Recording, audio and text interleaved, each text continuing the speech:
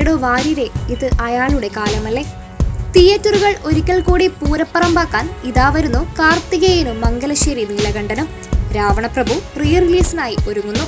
ചിത്രത്തിന്റെ ട്രെയിലർ റിലീസായി. ബോക്സിംഗ് പഠിച്ചിട്ടില്ല, പിന്നെ കരാട്ടെ പഠിക്കാൻ ആഗ്രഹമുണ്ടായിരുന്നു, നടന്നില്ല. ആകെ അറിയാവുന്നത് നല്ല നാടൻ തല്ലാണ് എന്ന മോഹൻലാലിന്റെ പഞ്ച് ഡയലോഗിലൂടെയാണ് ചിത്രത്തിന്റെ ട്രെയിലർ തുടങ്ങുന്നത്. 1.52 മിനിറ്റുള്ള ട്രെയിലറിലാകട്ടെ ലാൽ ആരാധകർക്ക് വേണ്ട എല്ലാം അടങ്ങിയിട്ടുണ്ട്. കാർത്തികേയന്റെ മാസ് ആക്ഷൻ രംഗങ്ങളും നീലകണ്ഠന്റെ ഇമോഷണൽ സീനുകളും പ്രേക്ഷകർ ഇരുകയും നീട്ടിയാണ് സ്വീകരിച്ചത്. സവാരി ഗിരിഗിരി എന്ന് കേട്ടാൽ തന്നെ ആരാധകരിൽ ഉണ്ടാകുന്ന ഒരു ആവേശ തരംഗമുണ്ട്. അത്തരത്തിൽ ആരാധകരെ ഇളക്കിമറിക്കാൻ പാകത്തിലുള്ള നിരവധി പഞ്ച് ഡയലോഗുകളും ചിത്രത്തിലുടനീളമുണ്ട്.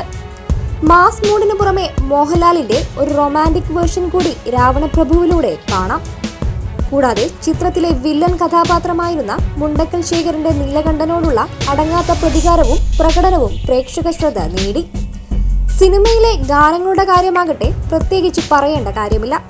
തകില് പുകില് കുരവ കുഴല് കേൾക്കുമ്പോൾ തന്നെ ലാൽ ആരാധകർക്ക് ചാർജാവും. ഉത്സവപ്പറമ്പുകളിൽ മലയാളികൾക്ക് ഒഴിച്ചുകൂടാൻ പറ്റാത്ത ഒരു ഗാനമാണിത്. രഞ്ജിത്തിന്റെ സംവിധാനത്തിൽ മോഹൻലാൽ അച്ഛനും മകനുമായി ഇരട്ടവേഷത്തിലെത്തിയ ചിത്രമായിരുന്നു രാവണപ്രഭു.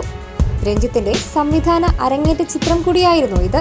അദ്ദേഹത്തിന്റെ തിരക്കഥയിൽ IV ശശി സംവിധാനം ചെയ്ത് 1993 പുറത്തിറങ്ങിയ ദേവാസുരം എന്ന ചിത്രത്തിന്റെ രണ്ടാം ഭാഗമായിട്ടാണ് രാവണപ്രഭു റിലീസ് ചെയ്തത്.